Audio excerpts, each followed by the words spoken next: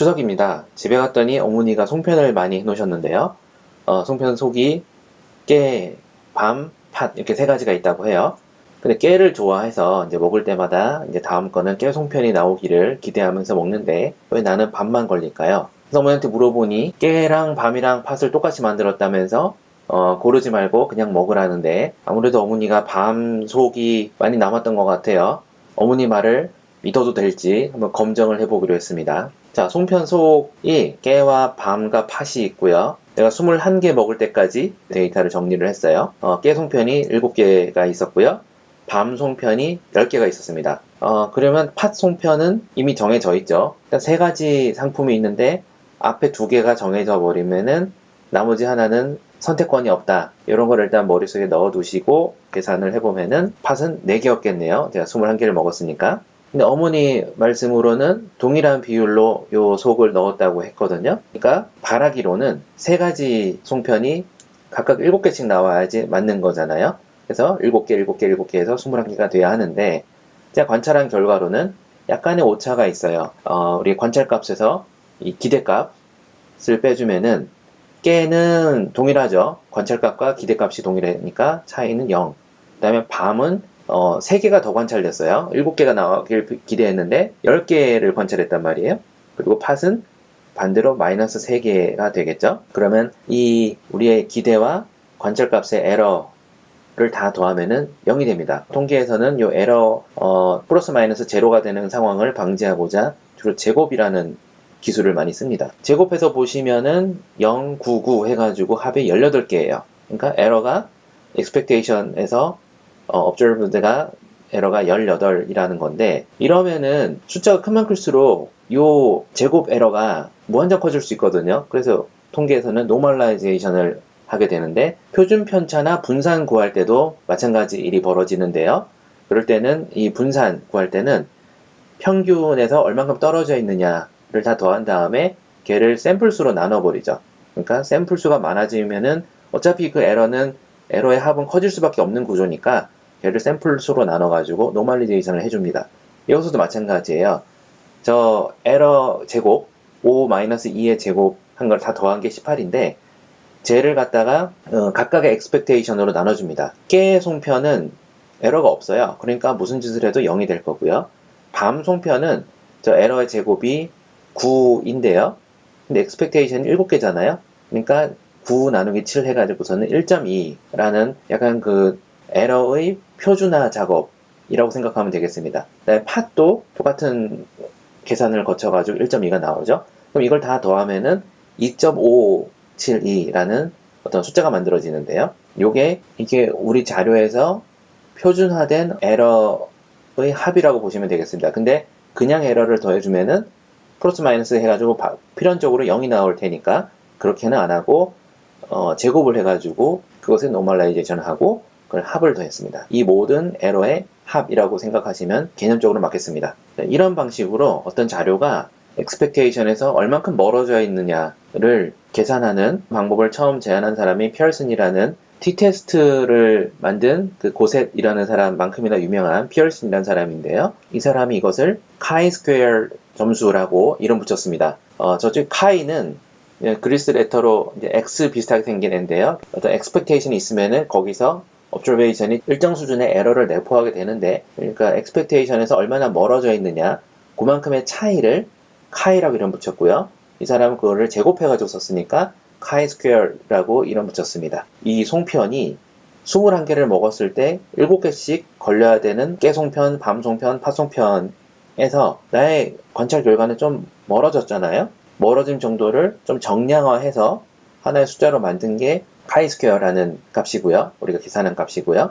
이 자료는 expectation에서 2.5만큼 멀어져 있는 자료다는 건데요. 그 2.5가 얼마나 먼 거냐, 의미 있게 먼 거냐, 아니면은 있을 수 있는 범위냐, 의뢰에 발견되는 거리냐, 그것을 이제 평가를 해야 되겠죠. 그때 쓸 수 있는 게 이 chi-square 분포라는 건데요. chi 제곱 분포라는 건데요. 이런 통계적 추정을 할 때 우리가 기본으로 밑에 깔고 있는 원리가 있는데요. 어떤 랜덤 샘플링을 무한정 반복하면은 그것이 정규 분포 곡선을 따른다는 그런 법칙인데요. 그것은 약간 변형입니다. 여기서는 이제 에러가 정규 분포 분선을 따를 것이다 라는 가정을 하고 이제 계산을 들어야 되는데, 뭐 디테일은 모르고 그냥 넘어가겠습니다. 이거는 거의 100년 넘어에 걸쳐 개발해 놓은 방법이고 우리는 그걸 잘 이용하면 되는 거죠. 이 카이 제곱 분포는 자유도가 굉장히 중요합니다. 자유도가 t-테스트에서도 살짝 나왔었는데요. t-테스트에서의 자유도보다 이 카이 제곱에서의 자유도는 훨씬 중요합니다. 이 자유도가 뭐냐 하면은 좀 전에 우리가 깨송편을 7개 먹었고요. 밤송편을 10개 먹었어요. 근데 우리는 토탈 21개를 먹었으니까 팥송편의 경우에는 그냥 4개로 정해졌잖아요. 팥송편은 자유도가 없습니다. 이게 무슨 얘기냐 하면은 어떤 시상식을 한다고 해보세요. 그래서 5명한테 1, 2, 3, 4, 5등 상을 주는 어떤 대회가 있어요. 5명의 후보에서 5등이 될 수 있는 가능성은 5명에 다 있습니다. 그래서 5등 상을 주고 나면은 이제 후보는 4명밖에 안 남죠. 4명 중에 1명한테 4등 상을 주고요. 그럼 이제 3명 남죠. 그 다음에 이제 3등 상을 줬어요. 그럼 2명이 남잖아요. 그럼 2명 중에 2등을 발표하진 않습니다. 2등을 발표하면은 1등은 그냥 정해지는 건데 김새잖아요. 그러니까 2등은 거의 발표하지 않고 1등으로 갑니다. 이게 자유도 개념이에요. 그러니까 지금 송편이 3가지가 있잖아요. 그럼 자유도는 2입니다. 마지막 가지수는 거의 정해져 버리니까 자유도는 2고요. 그러니까 이런 캐테고리컬 데이터에서 5가지가 있다. 그러면 자유도는 4. 10가지가 있다. 그럼 자유도는 9. 하나 빼주면 됩니다. 그러니까 이 경우는 지금 선택지가 3개니까 자유도는 2예요. 그러니까 자유도가 2인 카이 제곱 분포를 입수해서 그려보면은 이렇게 생겼습니다. 여기서 카이 제곱이라는 것은 아까 우리가 계산한 바로 그 값인데요. 카이 제곱 계산 결과가 0이 나올 가능성은 0.5입니다. 만약에 카이 제곱 계산한 결과가 이렇다면 어떻게 될까요? 카이 제곱 분포가 1.02가 나올 확률은 0.3입니다. 만약에 카이 제곱이라는 통계치가 1.83이 나왔다. 그럼 1.83이 나올 확률은 0.2고요. 똑같이 3.21이라는 숫자가 나올 확률은 0.1, 10%가 되겠습니다. 이런 수치 각각의 의미가 있는 건 아니고요. 이렇게 한번 볼게요. 저 카이 제곱이 0에서 예를 들면 5.99까지 무수히 많은 확률이 있을 거잖아요. 0일 때는 0.5고 3.2일 때는 0.1이고 저기에 해당하는 수많은 확률을 모두 적분해서 더하면은 카이 제곱이 0에서 5.99 사이에 떨어질 확률이 95%가 됩니다. 어떤 자료가 있고 이 자료가 랜덤 셀렉션으로 만들어진 자료고요. 그 자료를 가지고 카이 제곱 통계치를 계산하는 것을 무수히 많이 반복하면은 95%의 경우에는 그 카이 제곱 통계치가 0.0에서 5.99 사이에 존재한다는 겁니다. 어떤 자료의 카이 제곱 통계치가 저 녹색 부분에 해당한다. 뭐 7.5다. 혹은 9.0이다. 저 구간에 해당한다면은 얘는 흔하게 관찰되는 95%가 아니고 굉장히 unusual한 저 5%에 해당합니다. 5%가 unusual하냐 하면은 그건 또 이제 우리가 정하기 나름이죠. 5%를 정할 때는 20개 중 하나가 5%고요. 100개 중 하나로 낮출 수도 있어요. 1%. 그러면 저 5.99가 아니고 훨씬 더 높은 카이 스퀘어 값이 되겠죠. 어쨌든 우리가 저 5% 안에 떨어지면은 굉장히 특이한 레어 케이스로 하자. 이게 합의가 된다면은 저 초록색 영역 안에 떨어지는 카이 스퀘어 값은 레어한 걸로 결론을 내면 됩니다. 근데 우리 송편은 여기 있어요. 우리 송편을 가지고 카이 제곱 통계치를 계산한 결과 2.57인데요. 2.57는 여기 분홍색 중에서도 상당히 가운데쯤에 위치해 있고요. 카이 제곱은 기대값에서 얼마나 멀어져 있느냐를 수치화한 거잖아요. 2.5 정도 되는 멀어짐은 기대치에서 2.5 정도 멀어져 있는 우리의 데이터는 그렇게 특이한 게 아니랍니다. 그러니까 기대치에서 멀지 않다. 그러니까 기대치에 비슷하게 나왔다. 근데 기대치가 뭐예요? 귀무가설 엄마 말씀이 저거 다 똑같으니까 비율 똑같으니까 골라 먹지 말어 라는 거잖아요. 근데 우리의 데이터가 동일하게 7개씩 나올 그 기대치에서 굉장히 멀어져 있다면은 카이 제곱값이 굉장히 큰 숫자가 나올 거고요. 굉장히 큰 숫자가 나오면은 엄마 말을 기각할 어떤 근거가 될 텐데 우리 데이터는 그러지 않죠. 그러니까 엄마 말을 기각할 수 있는 근거가 많이 약합니다. 자, 우리는 자유도 2인 그래프 가지고 지금까지 얘기했는데요. 자유도에 따라서 그래프 모양이 많이 다릅니다. 지금 자유도가 1인 경우에는 카이 제곱이 0인 경우가 가장 많은 걸로 되어 있고요. 자유도가 증가할수록 좀 더 큰 카이 제곱 값이 많아지죠. 이런 그래프를 일일이 알고 있어야 되냐 하면 알고 있어야 됩니다. 카이 제곱 검정을 하려면은 이런 분포에 대해서 알고 있어야 되고요. 그래서 옛날에 통계책 보면은 맨 뒤에 이런 표가 잔뜩 있었어요. 이건 카이 제곱 분포를 나타낸 표고요.